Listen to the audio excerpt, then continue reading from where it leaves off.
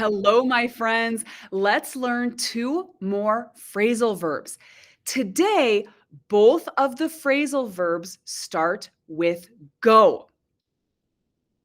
The first phrasal verb is go ahead.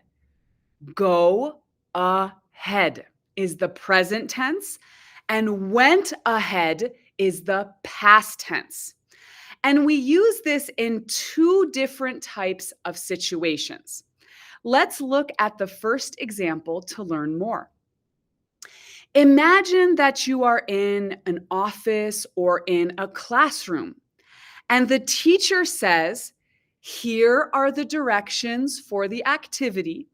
You have 5 minutes to complete it. Go ahead." My friends, what do you think the teacher or the boss means when she says, "Go ahead"? Well, it just means to start, begin, or proceed.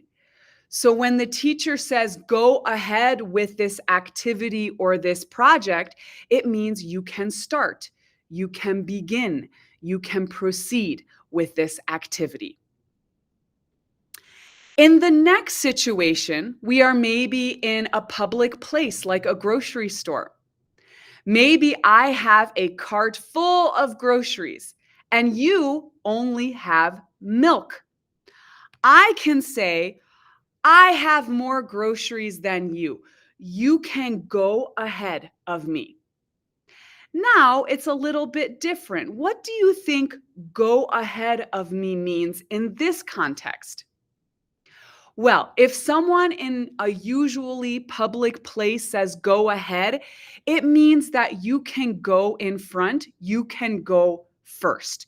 So if I say "you can go ahead of me," it means you can go with your milk in front of my cart. You can go first. Okay, my friends, the next phrasal verb is go over. Go over is the present tense, and went over is the past tense. Again, this phrasal verb has two meanings depending on the context. The first one, again, we are in a classroom. Every day, the class goes over a different phrasal verb. We use goes over when we are in the context of learning. So sometimes it is a classroom, but sometimes maybe it's just you studying at home. Because go over in this context means to examine something or to learn or study something. So in our case, when the class goes over a phrasal verb, it means we are learning or studying this phrasal verb. The second meaning of go over is this: the presentation went over well with the audience. If you look at this picture, my friends, are the people happy? Are they impressed with the presentation or not?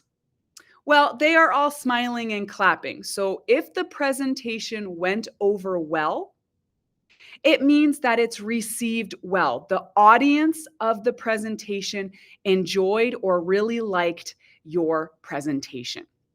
So I hope any presentations you have in the future go over well.